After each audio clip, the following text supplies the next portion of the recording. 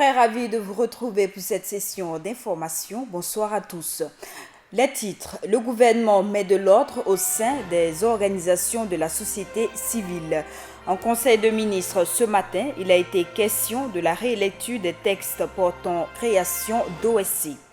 Et les parlementaires veulent voir clair dans l'univers des médias. Depuis Léo, ils ont pris connaissance des textes juridiques réglementant la presse burkinabé. Ils ont aussi parlé de dépénalisation des délits de presse. La traque des fraudeurs utilisant les technologies de l'information est désormais ouverte. Initiée par l'ARCEP, des forces de l'ordre et agents judiciaires ont été formés à l'utilisation de ces nouvelles technologies. Le gouvernement burkinabé réglemente les organisations de la société civile. Le Conseil de ministres a relu aujourd'hui les textes portant création d'une organisation de la société civile en vue de leur réglementation. Des précisions avec le ministre de l'administration territoriale. Il est au micro d'Hassan Nakro. Bon, il y a eu une relecture essentiellement à la demande des différentes organisations de la société civile parce que la loi actuelle présente certaines difficultés. D'abord, au niveau des procédures de création, il y a un certain nombre de délais qui étaient imposés aux associations qui ne peuvent pas remplir normalement. Ensuite, la notion d'organisation non gouvernementale, il fallait la préciser et permettre à des associations burkinabées de pouvoir se constituer en ONG. Et en plus de cela, en ce qui concerne le ministère de l'administration du territoire et de la décentralisation, il faut un suivi des associations. Donc il fallait relire le texte pour prévoir des dispositifs, un dispositif qui permet de constituer une base de données sur les associations. Voilà en gros, dans les grandes lignes, et les motivations de la relecture. Les associations qui sont déjà créées sont régies par la loi de 92. Ça ne veut pas dire qu'il faudrait dissoudre toutes les associations pour les recréer. Ce n'est pas ça. Non, au niveau du Burkina, la gestion des associations, c'est le régime de la liberté, le régime de la déclaration. C'est-à-dire que quand on crée une association, on n'a pas besoin de demander une autorisation préalable de l'État pour créer l'association. On crée son association et dans un délai de 8 jours, selon la loi actuelle, on va faire la déclaration au ministère de l'administration territoriale. Et le ministère de l'administration territoriale se contente simplement de vérifier que l'association qui a été créée a des objectifs et conforme à la loi. C'est tout. Maintenant, si vous vous constituez en association et que, par exemple, votre objet n'est pas conforme à la loi et aux bonnes mœurs, c'est comme une association de malfaiteurs. Voilà. À ce moment, on ne peut pas vous donner de récépissé. Mais à partir du moment où vous travaillez, vous êtes formé conformément à la loi, l'administration est obligée de vous donner votre récépissé. L'ambassadeur de la Palestine au Burkina Faso a été reçu ce matin en audience par Chérif Sy, le président du CNT. Il a été question pour ce diplomate de témoigner le soutien de son pays à la réussite des élections au Burkina Faso. Ibrahim Sanou nous en dit plus. Le président du Conseil national de la transition, Chérif Sy, a reçu en audience M. Abdel Karim Ewaïda, ambassadeur de l'État de la Palestine au Burkina Faso. Plusieurs sujets étaient au menu, mais il a été principalement question de montrer la solidarité du peuple palestinien au Burkinabé dans cette période de transition, tout en souhaitant de bonnes élections en octobre prochain. C'est pour montrer la solidarité du peuple palestinien avec le peuple burkinabé dans ce temps de transition, en souhaitant que toute la réussite pour les élections prochaines au mois d'octobre. Et aussi d'informer son Excellence honorable de la situation en Palestine. Je parlais sur plusieurs sujets qui concernent le Burkina comme un pays qui défend les droits de l'homme et qui a une bonne relation historique avec la Palestine depuis longtemps. Quant à la question israélo-palestinienne, l'ambassadeur dit que son pays est ouvert aux négociations, mais estime que la colonisation ne doit pas continuer en Cisjordanie. On est toujours ouvert pour les négociations avec Israël, mais les négociations, ça ne peut pas être autant que les Israéliens brûlent un petit enfant vivant. Et il ne peut pas être avec leur continuation de la colonisation en Cisjordanie. Il ne peut pas être pendant qu'ils attaquent chaque jour les lieux religieux, chrétiens et musulmans partout en Palestine. On a pris une décision très courageuse de partir dans la voie pacifique pour résoudre ce problème. Mais quand même, on est un peuple qui demande son droit d'avoir son État indépendant à côté de l'État d'Israël qui existe déjà. À la fin de l'audience, l'ambassadeur palestinien a souhaité une bonne continuation à la relation historique que son pays a avec le Burkina Faso. Les députés du CNT veulent mieux comprendre le monde des médias réunis à Léo dans la Sicile depuis le 12 août. Ils ont pris connaissance des lois d'accès à l'information, à la presse écrite, à la presse audiovisuelle et à la presse en ligne. La question de la dépénalisation des délits de presse a aussi été évoquée. Gaël Rodrigue, de retour de Léo, pour plus de précisions. S'approprier des lois sur l'accès à l'information, de la presse écrite, de l'audiovisuel et sur la presse en ligne, mais aussi discuter sur la dépénalisation des délits de presse. Telles sont les raisons qui ont motivé la tenue de cet atelier animé par les experts des médias. Il y a une loi qui est une loi essentielle pour le citoyen. C'est la loi d'accès à l'information qui ne concerne pas que la presse, mais également qui concerne tous les citoyens pour développer la redevabilité des gouvernants. Il y a deux autres lois qui sont liées au statut juridique spécifique d'un certain nombre d'organes. Donc il y a la loi sur l'audiovisuel, il y a la loi sur la presse écrite et la loi sur la presse en ligne qui est un élément nouveau parce que jusqu'à présent, la presse en ligne n'était pas prise en compte. Donc au-delà des questions spécifiques, il y a dans toutes ces lois-là, une question, c'est la question notamment de la dépénalisation ou en fait de la fin des peines privatives de liberté pour les journalistes. Je pense qu'un travail a été fait par le gouvernement qui fait des propositions qui sont relativement importantes en termes d'amende. Et nous avons travaillé à expliquer un peu aux députés du CNT l'intérêt qu'on avait à enlever les peines privatives de liberté, mais l'intérêt qu'on avait également à avoir un quantum relativement intéressant pour ne pas être une situation où on va étêter de fait les organes de presse avec des sanctions et des amendes financièrement trop importantes. Donc je pense que nous avons expliqué les différents éléments. Les députés ont pris acte. Et ils vont certainement écouter d'autres personnes pour tirer le juste milieu. Mais ce dont il faut se réjouir, c'est que dans l'ensemble, ils ont acté le fait que nous devons aller vers des cantons moins importants que ceux qui ont été proposés. De l'avis des membres de la Commission Affaires étrangères, sécurité et défense du Conseil national de la transition, il n'est pas question que pour avoir exprimé ses opinions, un journaliste soit privé de sa liberté. Cependant, il demande à ces derniers beaucoup plus de professionnalisme.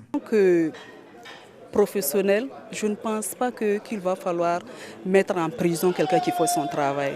Mais néanmoins, on doit quand même avoir des normes. Et ces personnes également doivent respecter pour ne pas aller aussi au-delà. Mais des sanctions, on peut trouver des sanctions quand même limites, mais pas autant jusqu'à aller l'extrême, aller en prison, parce qu'il fait son travail. Je crois bien. Cet atelier se tient au moment où au Burkina Faso, les journalistes sont toujours poursuivis dans le cadre de l'exercice de leurs fonctions. Vous le savez, le CDP a émis hier un doute sur l'impartialité du Conseil constitutionnel. L'ex-parti au pouvoir s'est insurgé contre le recours déposé auprès du Conseil constitutionnel par le cadre de concertation des organisations de la société civile. Suite à cette sortie médiatique hier du CDP, le président du cadre de concertation des OSC réagit. Le reportage est signé Alida Tapsoba. Le 16 juillet 2015, le Conseil national de la transition a voté les propositions de résolution portant mise en accusation devant la Haute Cour de justice concernant l'ex-président Blaise Compaoré et les membres de son dernier gouvernement. Les charges allant de haute trahison, d'assassinat à celles de détournement de deniers publics et d'enrichissement illicite pour certains.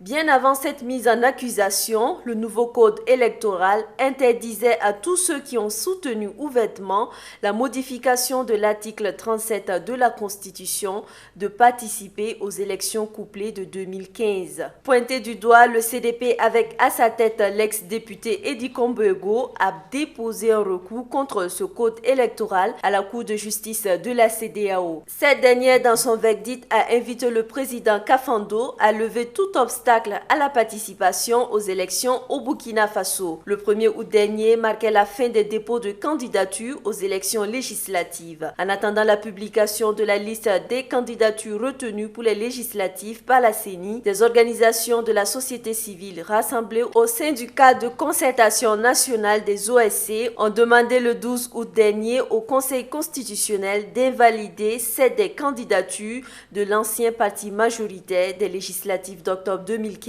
Ces OSC reprochent à Achille Tapsoba, Fatou Diendere, Anissé Olopoda, Edi Kombego, Derme Salam et Niki Mamoussa, tous ex-députés, d'avoir soutenu ouvertement le projet de modification de l'article 37 de la Constitution qui devait permettre à Blaise Compaoré de se maintenir au pouvoir. Nous avons décidé d'engager cette démarche légaliste pour solliciter, demander au Conseil constitutionnel d'annuler les candidatures de personnes qui sont frappées par le code électoral ayant été adopté le 7 avril dernier, je crois.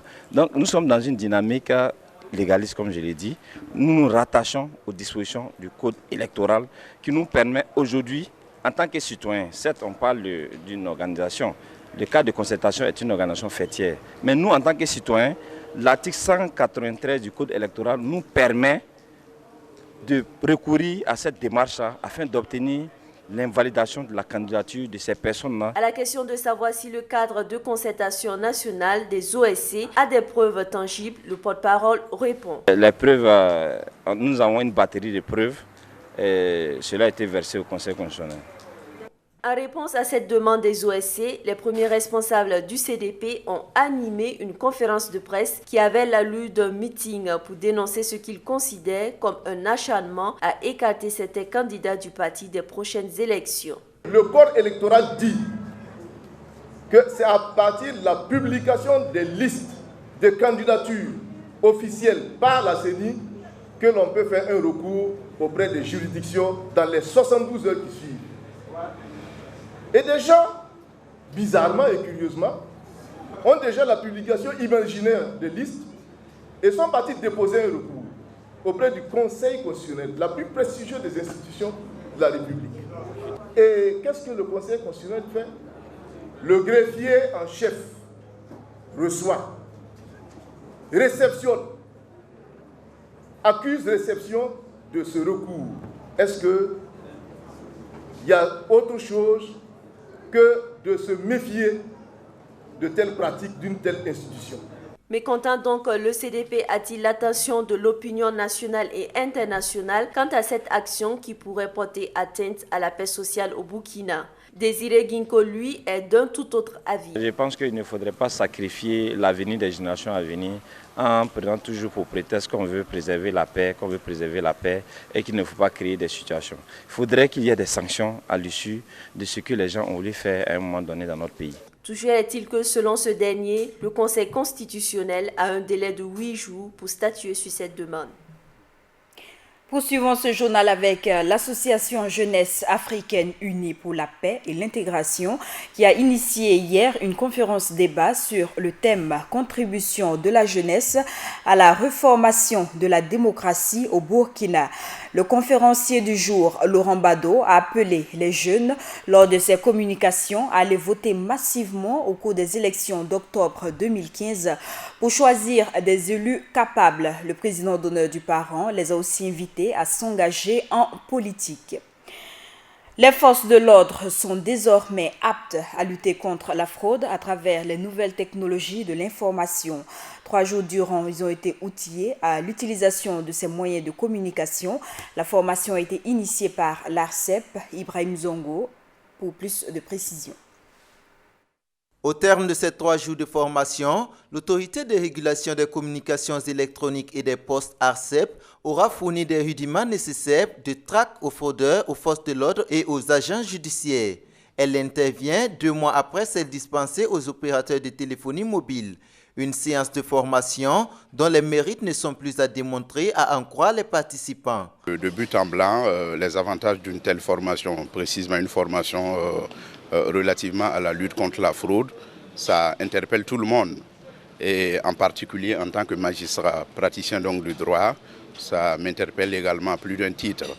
Tous les jours, nous sommes confrontés à des situations où véritablement la fraude ou des infractions sont commises par le biais donc des téléphonies, par le biais donc des usagers des nouvelles technologies de l'information et de la communication, notamment donc par le biais des téléphones portables. Pour donner plus de tonus à cette formation, l'ARCEP entend mener les jours à venir des audits dans les différents réseaux de téléphonie mobile de connivence avec les bénéficiaires de la formation. L'audit des réseaux, c'est pour avoir en fait une bonne idée de la pénétration de la fraude dans nos réseaux. Nous savons que les fraudeurs existent toujours. On les a traqués, il y en a qui se sont retirés à la frontière. Et nous allons continuer de les traquer. Pour tout cela, un groupe de travail sera mis sur pied afin d'assainir le secteur de la télécommunication au Burkina Faso. Nous avons annoncé également la mise en place d'un groupe de travail qui va continuer à réfléchir de manière approfondie sur les méthodes, sur les techniques à mettre en place pour traquer les fraudeurs. Les forces de défense et de sécurité, tout en saluant l'initiative de l'ARCEP, ont sollicité le concours de l'organe de régulation pour accélérer les processus de réquisition auprès des opérateurs de téléphonie mobile afin de faciliter le traque des fraudeurs. On en parle peu, or les faits sont sous nos yeux. Plusieurs compagnies de transport en commun ont leur gare en plein centre-ville, très souvent en bordure de voies. Une situation souvent source d'accidents et de désagréments pour les usagers de la route. L'état des lieux de ces gares routières avec Viviane Bama. En plein cœur de la capitale burkinabé, il n'est guère étonnant d'apercevoir des gares routières jouxtant les artères principales de la ville. Ici, nous sommes sur l'avenue Charles de Gaulle et ce car de transport, sans aucun respect du code de la route, emprunte l'avenue au risque de perturber la circulation. Nous, en tant qu'individus, on parle, mais rien ne s'aboutit. Donc, nous, on préfère vraiment regarder tout ce que Dieu va faire. On constate qu'il y a trop d'accidents. Si le car vient pour rentrer, il a des problèmes pour le manœuvrage, pour rentrer dans sa maison. Donc, on trouve qu'il y a trop de difficultés. Une situation vécue à longueur de journée par les riverains qui assistent impuissants face aux accidents que cela occasionne.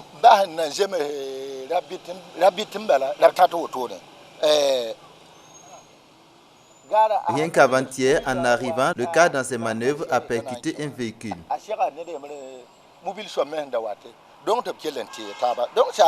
Cela a pris du temps, créant un embouteillage dans la circulation pendant une trentaine de minutes.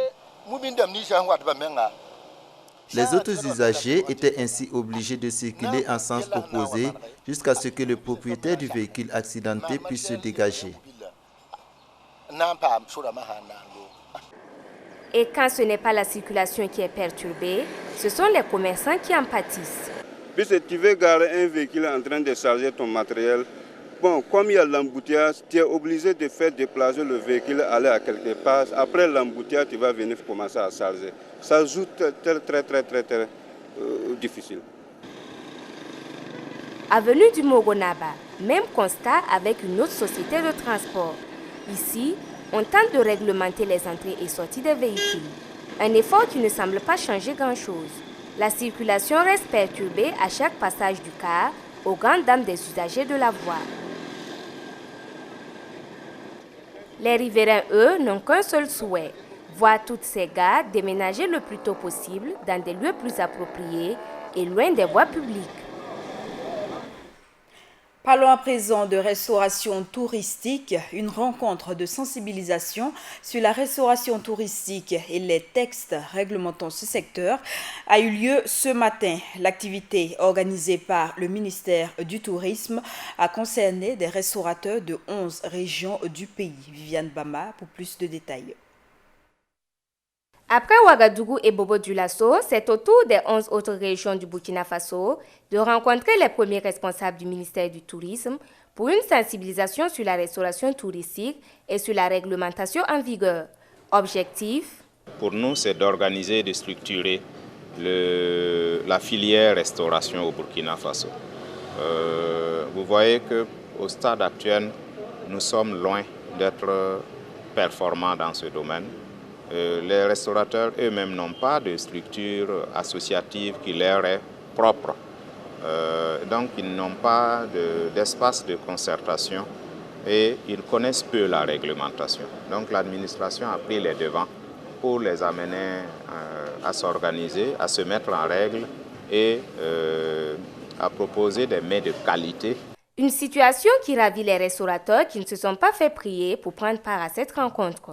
Cette rencontre est très bien, du fait que ça permet aux restauratrices du Burkina de se connaître l'un et l'autre et savoir comment enrichir aussi l'entretien des touristes quand ils vont venir envers nous.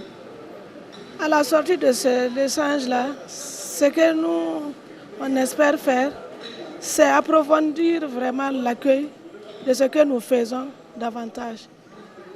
Une session de sensibilisation qui fait suite à l'opération de délivrance des permis d'exploitation des restaurants avec pour point final la classification des restaurants en fourchettes. Et déjà, certains restaurateurs espèrent obtenir les 3 fourchettes, synonymes d'excellence. En tout cas, on veut être le mieux classé. Et que les gens, moi, je suis déjà dans le routeur depuis 10 ans.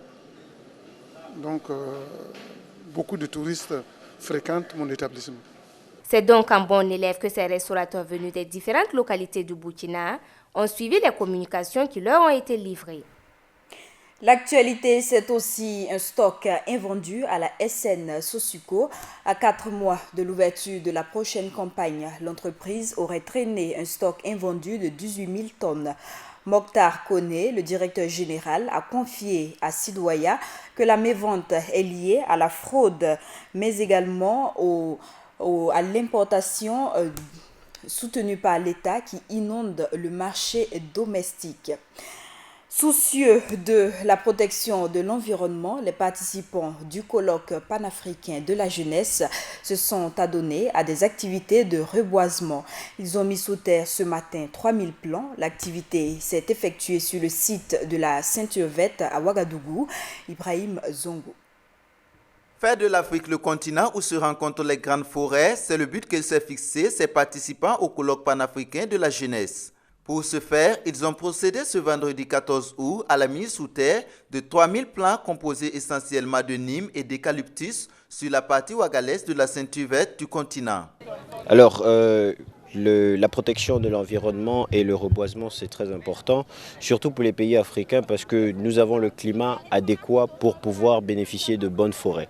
Déjà dans le bassin du Congo, on est habitué à avoir de grandes forêts, mais maintenant avec le réchauffement climatique, c'est la conséquence du fait qu'on avait déjà beaucoup coupé les arbres. Maintenant, on a l'opportunité de protéger l'environnement et nous sommes venus ici aujourd'hui pour faire du reboisement. Nous avons planté des arbres et j'espère que toute la communauté africaine va se lancer dans ce défi de reboiser l'Afrique. Cérémonie de reboisement qui s'est déroulée en présence du premier responsable de la jeunesse burkinabé. Un reboisement qui a pour symbolique l'entretien de la jeunesse africaine. La deuxième symbolique, c'est qu'un arbre, ça s'entretient. On le plante aujourd'hui, on va l'entretenir, il grandit et après va faire ses fruits. Exactement comme aussi la jeunesse.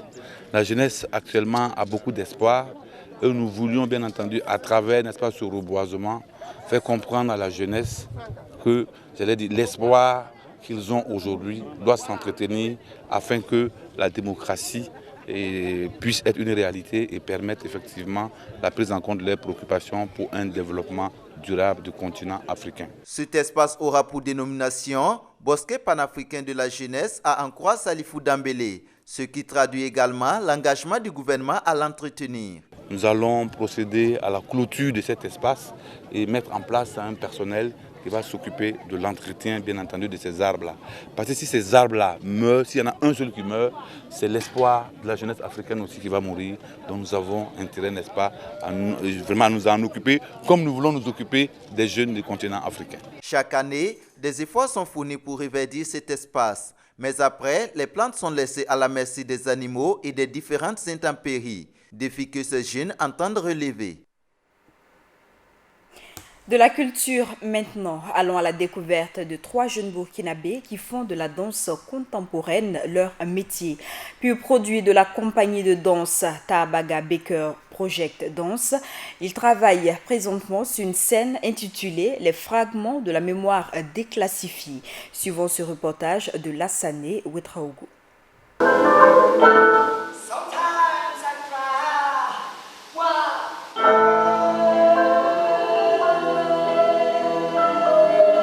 Ils sont 3 danseurs et 3 musiciens, tous des Burkinabés. Ils sont en résidence de création au Centre de développement chorégraphique La Termitière sur la pièce Declassified Memory Fragment ou les fragments de la mémoire déclassifiée sous l'œil averti d'Olivier Tapaga, lui-même danseur et musicien dans la pièce.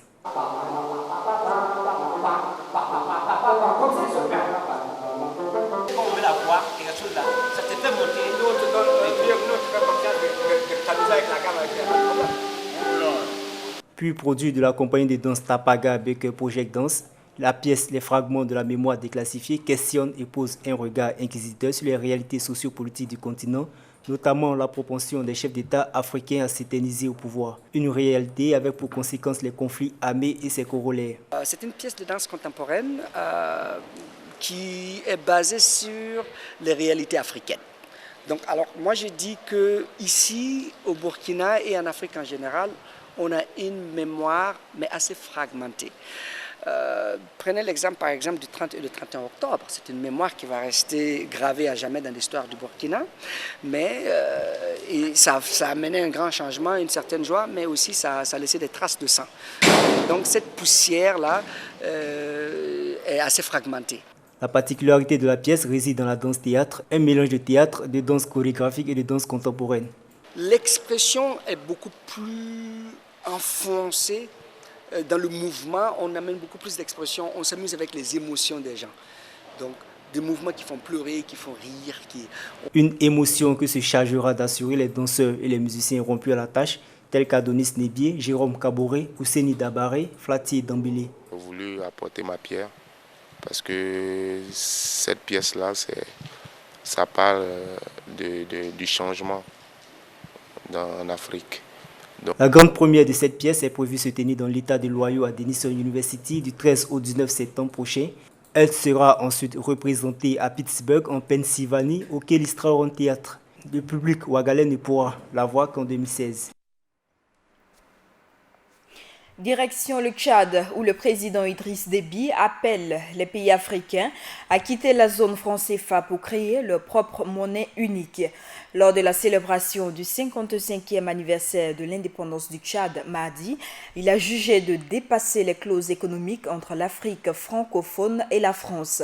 Selon Idriss Déby, le moment est venu de couper le cordon qui empêche l'Afrique de décoller.